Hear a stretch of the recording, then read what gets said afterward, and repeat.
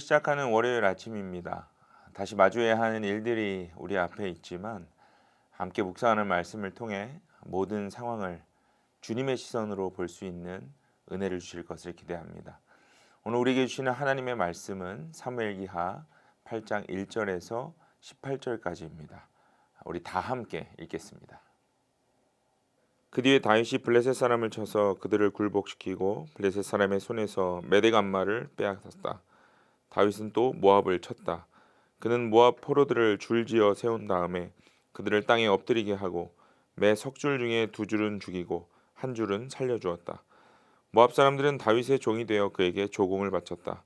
롭의 아들 소바왕 하다데셀의 유프라데스강 유역에서 자기 세력을 되찾으려고 출정하였을 때에 다윗이 그를 치고 그에게서 기마병 1,700명과 보병 2만 명을 포로로 사로잡았다.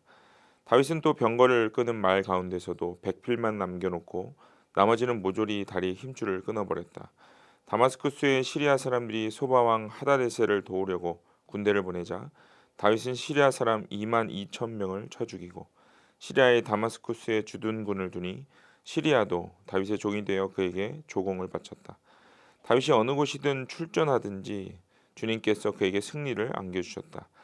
그때 왜 다윗은 하다데셀의 신하들이 가지고 있는 금 방패를 다 빼앗아서 예루살렘으로 가져왔다.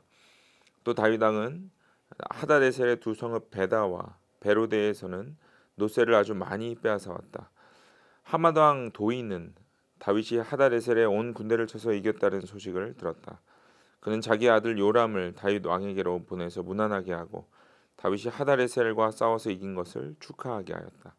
하다레셀은 도이와 서로 싸우는 사이였다. 요람은 은과 금과 노수로 만든 물건을 많이 가지고 다윗에게로 돌아왔다.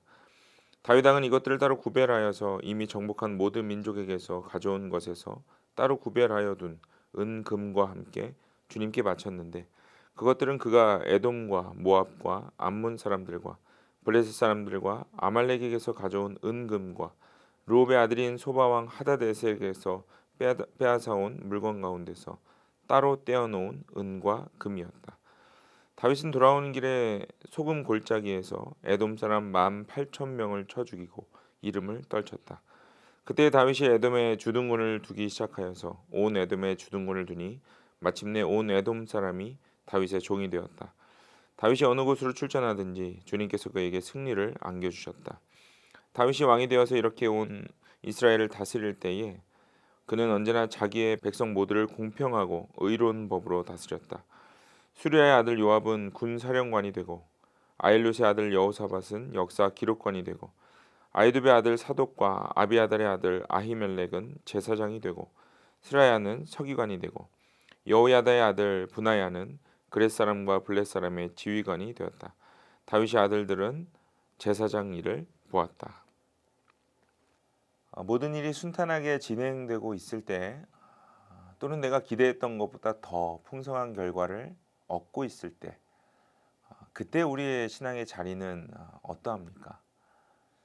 내가 바라던 일들이 풍성히 잘 이루어지고 또 그렇게 되고 있어서 이 하나님과의 약속이 점점 멀어지고 있을 때 그 위기를 감지하기 시작했을 때 과연 그때 우리는 무엇을 기억하고 또 어떤 방법으로 하나님 중심의 삶으로 돌아갈 수 있을까요? 오늘 본문을 묵상하면서 고민하고 싶은 것이 바로 이 내용입니다. 오늘 본문은 다윗의 성공 가도를 멋지게 기록하고 있습니다. 1절 시작부터 다윗은 이 블레셋과 모압 등의 동서방 국가들을 정복하기 시작합니다. 그들을 정복하여 이스라엘의 조공을 바치는 종으로 삼을 정도로 다윗은 아주 큰 승리를 얻기 시작하죠. 또 이어지는 3절부터 8절까지를 보시면 이 다윗은 소바를 정복하고 또 그들을 돕기 위해 합류한 시리아의 이 군대까지 전멸하여서 결국은 북방 지역까지 모두 얻게 됩니다. 뿐만 아니죠. 전쟁의 결과로 얻은 많은 전리품들이 있었습니다. 나중에 이 전리품들은요, 솔로몬이 주님의 성전을 위해 사용될 정도로 아주 많은 양이었습니다. 그러나 다윗은요, 단순히 전쟁으로 인한 정복만을 추진한 것은 아닙니다. 오늘 본문 9절과 10절을 보시면 이 주변 국가들과의 협력도 잘 이루어 갔던 것 같습니다. 이 다윗이 하다데셀의 군대를 전멸하자 그들과 적대 관계에 있던 이 하맛 왕이 다윗에게 문안하고 결국 친서를 보내게 되죠. 다윗은 이들을 기꺼이 받아들이면서 주변국들과의 연합에도 아주 큰 성공을 거두게 됩니다. 사울 왕에게서 쫓겨다녔던 이 다윗의 삶이 이제는 누구와도 견줄 수 없는 성공의 삶으로 전환되는 시점입니다. 여러분 우리의 삶에도요 이러한 때가 있습니다. 어려움을 극복하고 하나님께서 주신 은혜로 우리의 기대를 뛰어넘는 그런 어떤 성공 가도를 달리게 될 때가 있어요. 비단 성공한 삶이 아니더라도 내가 충분히 만족할 만한 인생의 여유를 누리게 될 때가 있습니다. 그런데 여러분 이러한 때에 우리의 신앙의 현 주소를 잘 점검할 수 있어야 합니다. 무엇을 통해 지금의 이 은혜를 누릴 수 있으며 또 어떻게 지금까지 인도받을 수 있었는지를 기억할 수 있어야 해요. 오늘 다윗은요 자신의 성공 가도 속에서 잊지 않았던 분명한 한 가지가 있었습니다. 그것은 바로 하나님께서 지금까지 하셨다는 것입니다. 오늘 본문 6절과 14절을 보겠습니다. 많은 승리 가운데 다윗이 고백한 내용이 두 가지가 있어요. 다윗이 어느 곳으로 출전하든지 주님께서 그에게 승리를 안겨주셨다라는 고백입니다. 이 두 구절은요, 이 전쟁의 중간중간에 삽입되어진 고백이에요. 전쟁이 승리를 더해가면서 점점 부강해지고 있을 때에 다윗이 놓치지 않았던 것은 주님이 하셨다라는 고백이었습니다. 그리고 자신의 고백을 삶으로 드러내었죠. 오늘 본문에 나와 있듯이 다윗은 이 몇 가지 방식으로 주님이 하신 일들을 자신의 삶에서 표현했는데요. 먼저 다윗은요, 전쟁을 통해 얻은 많은 전리품 가운데 하나님의 것을 분명하게 구별해 놓았습니다. 본문 11절이죠. 다윗은 이웃 나라를 통해서 거저받았던 선물을 철저하게 주님께 바쳤습니다. 그리고 이어지는 12절을 보시면 전리품 가운데 하나님의 것을 따로 떼어놓는 것을 우리가 본문을 통해 확인할 수 있습니다.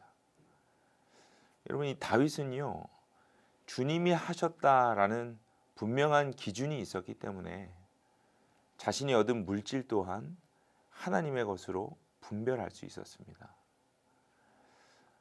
내가 결심한 어떤 내 믿음의 결과로 나의 것을 주님께 드리는 것이 아니라 본래 하나님의 것이었기 때문에 주신 것만으로도 감사하며 주님의 것을 분별할 수 있었던 것입니다. 여러분 우리에게 이러한 기준이 있기를 바랍니다. 내가 지금까지 은혜로 얻게 된 어떤 물질적인 것들을 놓고 나의 기준대로 고민하고 계산하는 것이 아니라 하나님께로부터 받은 것을 감사할 수 있는, 그래서 주님 나라를 위해 다시 들여 사용되는 것에 인색하지 않는 마음을 주시도록 기도하실 수 있는 그런 기준이 있기를 바랍니다. 그때예요 우리는 물질의 그 틀에서 자유할 수 있게 됩니다. 두 번째로 다윗은요 자신의 권력을 마음대로 사용하지 않았습니다. 오늘 본문 15절이죠. 다윗이 온 이스라엘의 왕이 되었을 때에 그는 언제나 백성 모두를 공평하고 의로운 법으로 다스렸습니다. 그리고 그 기준대로 모든 정권을 다시 재정비하였죠.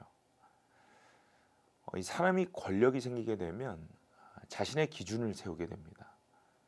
그동안 꿈꿔왔던 것이나 또 자신이 이루고자 했던 욕망을 주어진 권력을 통해서 이루려는 것이 사람의 죄된 속성입니다. 그러나 다윗은 이것 또한 이겨낼 수 있었어요. 권력과 자리도 하나님께서 잠시 맡겨주신 것이다 라는 기준이 있었기 때문입니다. 오늘 다윗은요, 주님이 하셨다라는 고백 속에 이 두 가지를 삶으로 지켜내려고 애썼습니다. 그렇다면 여러분, 다윗이 이러한 성공가도 속에 신앙을 지킬 수 있었던 가장 큰 요인이 무엇이었을까요? 오늘 본문 1절이요, 그 힌트를 줍니다. 오늘 본문 1절을 보시면요, 그 뒤에라는 문장으로 말씀을 시작하고 있어요. 무엇을 한 뒤에 다윗이 모든 전쟁에서 승리하면서 성공가도를 달리게 되었을 수 있었을까요? 우리가 어제 묵상한 이 다윗의 감사 기도가 바로 그것입니다. 다윗이 주님께 기도하며 결단한 그 내용 뒤에 하나님은 그를 들어 사용하신 것이죠. 다윗이 어떤 기도를 주님께 드렸을까요? 오늘 바로 이전 장인 7장 18절과 19절 그리고 이어지는 25절과 26절의 기도를 잠깐 읽어드리도록 하겠습니다. 이렇게 고백하죠.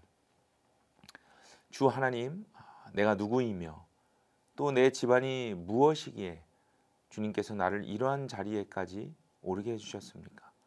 주 하나님, 그런데도 주님께서는 이것도 오히려 부족하게 여기시고 주님의 종의 집안에 있을 먼 장래의 일까지 말씀해 주셨습니다. 주 하나님, 주님께서 주님의 종과 이 종의 집안에 약속하여 주신 말씀이 영원히 변하지 않게 하여 주십시오. 그래서 사람들이 만군의 주님께서 이스라엘의 하나님이시다 하고 외치며 주님의 이름을 영원토록 높이게 하시고 주님의 종 다윗의 집안도 주님 앞에서 튼튼히 서게 해주시기를 바랍니다. 여러분 어떠십니까? 다윗은요, 자신의 그 성공가도 속에서 자신이 주님께 드린 기도의 내용을 잊지 않았습니다. 그리고 그 모든 성공이 하나님의 영광을 위한 것임을 잊지 않았어요. 사랑하는 여러분, 혹시 풀리지 않는 어려움 가운데 계십니까? 오늘 이 다윗의 기도를 기억하시기 바랍니다. 하나님께서 이렇게 기도하는 사람들의 삶을 높이 들어 사용하실 것입니다. 혹시 기대 이상의 성공으로 잠시 하나님께서 약속하신 일들에 소홀하고 계시지는 않습니까? 그렇다면 오늘 다윗의 기도와 그의 중심을 기억하시기 바랍니다. 그때 다시 주님의 영광을 위해 우리를 본 궤도로 인도하실 것입니다. 여러분 오늘 말씀을 통해 우리 삶의 위치를 돌아보고 하나님의 세밀한 인도 가운데로 다시 들어가실 수 있는 우리 모두가 되시기를 간절히 소망합니다. 함께 기도하겠습니다.